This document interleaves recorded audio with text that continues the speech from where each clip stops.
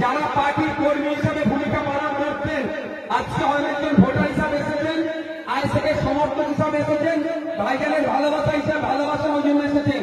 কিন্তু আজকের পর থেকে আপনি দায়িত্ব নিয়ে পার্টির কাজটা এগিয়ে নিয়ে যাবেন। এই ধরনের তারা আছেন, হাত তুলুন তো। বা সবাই তাহলে পার্টির দায়িত্ব নিয়ে এগিয়ে যাবেন তো। মায়েরা যারা আছে ওইদিকে, মায়েরাও রেডি আছে একদম। এইদিকে মায়েরা রেডি আছেন তো? সবাই মায়েরা হাত তুলুন।